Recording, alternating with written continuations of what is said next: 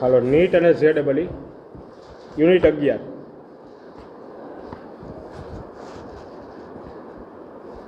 એમાં મેથડ 2 વિદ્યુત ક્ષેત્ર એને આધારિત લીથામાં આપેલ પહેલા ક્રમનો MCQ એમાં કીધું કાર્ટેશિયન યામ પદ્ધતિના ઉગમ બિંદુ ઉપર +10⁻⁹ કુલમ જેટલો વિદ્યુતભાર મૂકેલો છે અને બીજો વિદ્યુતભાર કેપિટલ Q એ 200 મીટર યામ પર છે। જો 311 મીટર યામ સ્થાને વિદ્યુત ક્ષેત્રનો x ઘટક 0 હોય તો કેપિટલ Q નું મૂલ્ય મેળવો। હાલો કીધું છે પ્રમાણે કરી નાખો એમ।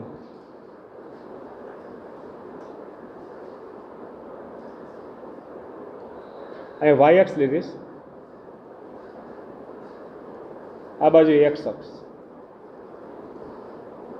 x અને y। હવે શું કરવાનું કીધું છે એમાં? કાર્ટેશિયન યામ પદ્ધતિના ઉગમ બિંદુ ઉપર, ઉગમ બિંદુ એટલે x યામ 0, y યામ 0 અને z યામ 0। અહીં એક વિદ્યુતભાર મૂક્યો છે અને Q1 કહી દઉં અને વિદ્યુતભાર છે +10⁻⁹ કુલમ। બીજો વિદ્યુતભાર છે કેપિટલ Q 200 મીટર યામ પર મૂકેલ છે એટલે x યામ 2 છે, y યામ 0 અને z યામ 0 એટલે x અક્ષ ઉપરનું બિંદુ છે। હાલો 200 મેં વિદ્યુતભાર મૂકેલો કેપિટલ Q, 2 વિદ્યુતભાર થયા અને બિંદુવત જ છે, એક આ બિંદુ ઉપર મૂક્યો છે ને એક આ બિંદુ ઉપર, 2 બિંદુવત વિદ્યુતભાર છે। હવે જો 311 મીટર યામ સ્થાને, 311 એટલે વચ્ચેના અવકાશમાં આવશે, x યામ 3, આના કરતાં મોટો જે છે બિંદુ માની લઉં કે મારી રીતના અત્યારે અહીંયા લઈ લઉં છું, બરાબર। 311 આ જગ્યા ઉપર, આ બિંદુ ઉપર વિદ્યુત ક્ષેત્ર જે મળે, આમ Q1 નું વિદ્યુત ક્ષેત્ર મળશે, કેપિટલ Q નું વિદ્યુત ક્ષેત્ર મળશે, સરવાળો કરશો એટલે પરિણામી વિદ્યુત ક્ષેત્ર મળશે। એ પરિણામી વિદ્યુત ક્ષેત્ર જે મળે એનો x ઘટક કેટલો લેવાનો છે? 0। તો મારે કેપિટલ Q વિદ્યુતભાર છે, આનું મૂલ્ય કેટલું હશે? મેં તમને એવું કીધું હતું કે ડાયરેક્ટ સૂત્રની મદદથી MCQ થાય છે, મેથડ હાલતી હોય, મેથડમાં જે સૂત્ર હોય સૂત્રની મદદથી MCQ થઈ જતું હોય, ન થાય તો એ ગણવા મારે તમને કંઈક કન્ડિશન આપી હોય અને કન્ડિશન એ ના આપી તો આગળના ચેપ્ટરનો ઉપયોગ કરવાનો થાય। તો અહીં જો કન્ડિશન આપીશ, અહીંયા વિદ્યુત ક્ષેત્ર જે મળે ને એનો x ઘટક કેટલો મૂકવાનો કીધો? 0। તો કેપિટલ Q મેળવવાનો તો કદાચ મળી જાય। તો અહીં વિદ્યુત ક્ષેત્ર પહેલાં મેળવું અને એ શેમાં મેળવવું જોઈએ? સદિશમાં, કારણ કે તોય x ઘટક અને y ઘટક આવે। કદાચ એમ ન ખબર પડે ને તો અહીં વિદ્યુત ક્ષેત્ર Q1 નું મેળવશો, કેપિટલ Q નું મેળવશો, એ વિદ્યુત ક્ષેત્ર મેળવશો ને તમે તો જુદી જુદી દિશામાં આવશે એટલે સદિશ સરવાળો કરવો જોઈએ, એટલે સદિશમાં જ ગણતરી ફરજિયાત થઈ જાય, એ રીતના વિચારો તો પહેલાં બેયને લીધે હું વિદ્યુત ક્ષેત્ર મેળવી લઉં। એક આને લીધે મળશે Q1 ને લીધે, ધન વિદ્યુતભાર છે એટલે અહીંથી બહાર નીકળતી દિશામાં મળે, બરાબર। અંતરને કહી દઉં છું R1 ને વિદ્યુત ક્ષેત્રથી કહી દઉં છું E1। એક આ મેળવવાનું થાય। પછી બીજું કોણ લીધે મળશે? તો કેપિટલ Q ને લીધે, એ ધન વિદ્યુતભાર જ ગણી લઉં તો કઈ દિશામાં મળશે? એ તો બહાર નીકળતી દિશામાં, બરાબર। સદિશ સરવાળો ફરજિયાત થઈ ગયો, મારે પરિણામ વિદ્યુત ક્ષેત્ર જોઈશે ને અંતરની જરૂર પડશે તો R2। હાલો રેડી? અમારા પરિણામી વિદ્યુત ક્ષેત્ર જોતું હોય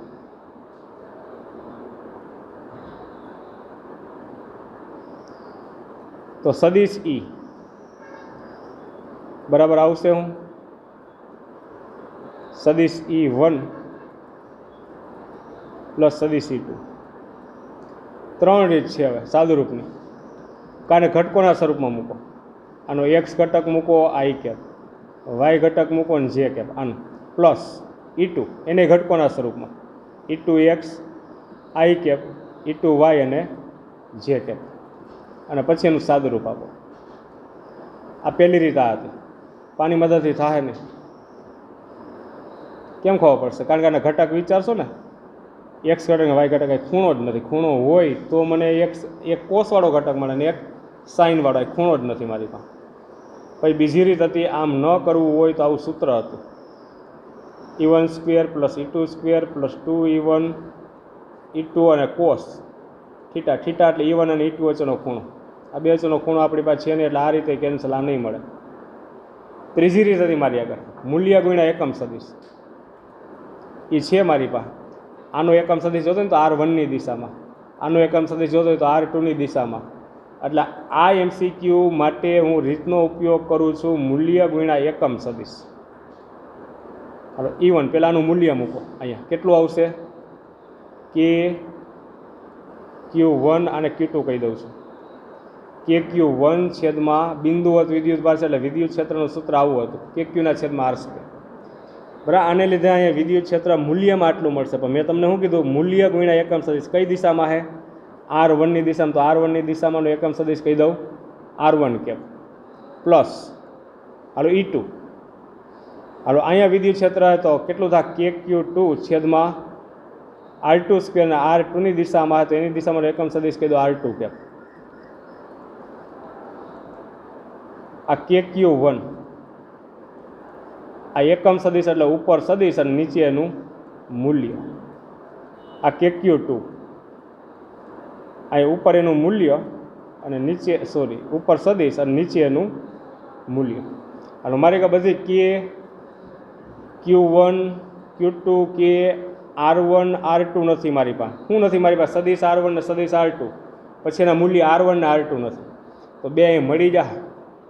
જો તમારે સદિશ R1 જોતું તેના શીર્ષમાંથી પૂછ બાદ કરી નાખવાનું. સદિશ R1 આ એનું શીર્ષ અહીંયા આવશે અને પૂછ અહીંયા આવશે. શીર્ષમાંથી પૂછ બાદ કરો એટલે 311 માઇનસ 000 એટલે આવશે 311. અને મૂલ્ય જોતું હોય, આ સદિશ જ મળ્યો 3i કેપ વત્તા 1 જે કેપ વત્તા 1 કે કેપ. તો આનું મૂલ્ય જોતું હોય તો વર્ગમૂળમાં આવશે પહેલાંનો વર્ગ, બીજાનો વર્ગ વત્તા ત્રીજાનો વર્ગ. એટલે કેટલું થઈ ગયું? વર્ગમૂળમાં 11 અને મીટરમાં લઈ લઉં છું. હવે R2 સદિશ જોતો હોય તો R2 એટલા શીર્ષ છે 311, પૂછ છે 200, એટલે આવશે કેટલું? 111. તો એનું મૂલ્ય કેટલું આવશે? વર્ગમૂળમાં 1નો વર્ગ વત્તા 1નો વર્ગ વત્તા 1નો વર્ગ, એટલે વર્ગમૂળમાં 3 અને મીટરમાં જ લઉં છું. હાલો હવે અહીં કિંમત મૂકી દઉં તો વિદ્યુત ક્ષેત્ર મળ્યું કે એટલે 9 ગુણ્યા 10ની 9 ઘાત. Q1 એટલે મને આપ્યું 10ની માઇનસ 9 ઘાત. R1ની કિંમત છે વર્ગમૂળમાં 11 અને એની કેટલી ઘાત થઈ જાય? 3 ઘાત. પછી સદિશ R1 છે 311, પછી પ્લસ કે એટલે 9 ગુણ્યા 10ની 9 ઘાત. પછી Q2 એટલે છે મારી પાસે કેપિટલ Q કે જે મેળવવાનું છે. પછી R2 ક્યુબ હતા એટલે આ વર્ગમૂળ 3 છે એની 3 ઘાત, અને સદિશ R2 છે 111.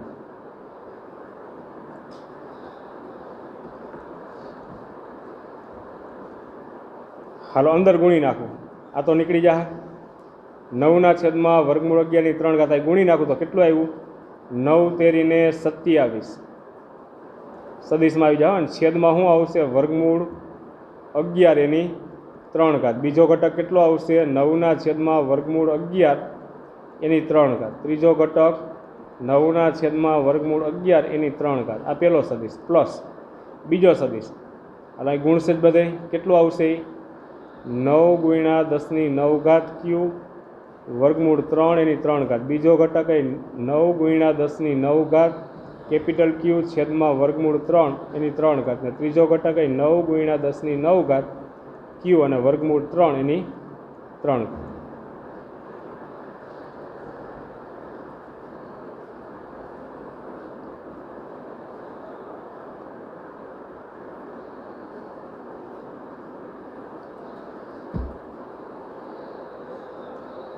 હાલો બે સદિશ આવ્યા. પહેલું પદ આઈ કે પણ, બીજું જે કે પણ, ત્રીજું કે પણ. સરવાળો કરો તો સદિશ E બરાબર, હાલો પહેલો ઘટક કેટલો થાય?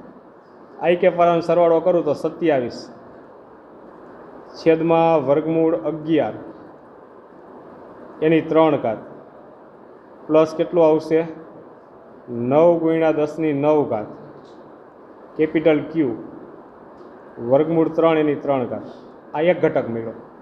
હાલો આ બેનો સરવાળો કેટલો આવશે? 9ના છેદમાં વર્ગમૂળ 11 એની 3 ઘાત પ્લસ 9 ગુણ્યા 10ની 9 ઘાત કેપિટલ ક્યુ વર્ગમૂળ 3 અને એની 3 ઘાત. ત્રીજો ઘટક 9ના છેદમાં વર્ગમૂળ 11 એની 3 ઘાત અને પ્લસ કેટલું થાય 9 ગુણ્યા 10ની 9 ઘાત કેપિટલ ક્યુ છેદમાં વર્ગમૂળ 3 એની 3 ઘાત. આ સદિશ મળ્યો. આ એનો એક્સ ઘટક છે, આ વાય ઘટક છે અને આ એનો ઝેડ ઘટક છે. આ પ્રશ્નમાં હું કીધું તો એનો એક્સ ઘટક કેટલો હોવો જોઈએ 0, તો કેપિટલ ક્યુ મેળવવાનો બરાબર. તો એક્સ ઘટક 0, તો એક્સ ઘટક છે કેટલો તો કે 27 વર્ગમૂળ 11 3 ઘાત 9 ગુણ્યા 10ની 9 ઘાત કેપિટલ ક્યુ વર્ગમૂળ 3 ઘાત બરાબર 0. હાલો 11ની 3 વર્ગમૂળ 11ની 3 ઘાત કરો.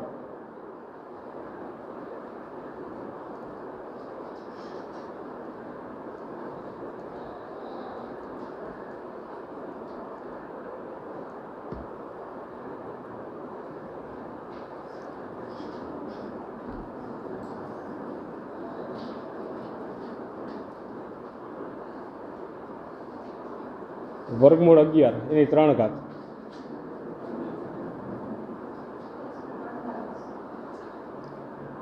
36.48 વર્ગમૂળ આને પેલી સાઈડ લઈ ગયો એટલે માઇનસ થઈ ગયું સાહેબ. વર્ગમૂળ 3 એની 3 ઘાત કરો.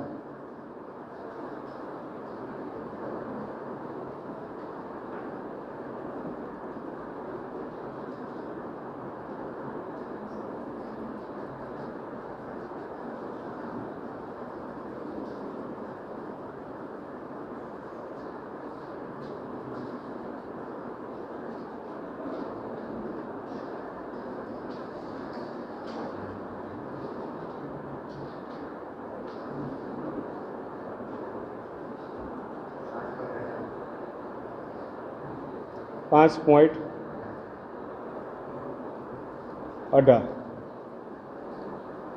પેલી સાઈડ લઈ જાઓ એટલે -27 5.18 છેદમાં 9 ગુણ્યા 10ની 9 ઘાત અને 36.48. આ 10ની -9 થાય, બાકીનું સાદુરૂપ થયું 0.43 10ની -9 ઘાત કુલમ. અને આ તમારો જવાબ આવશે. અને આ MCQ 1 છે પૂરું.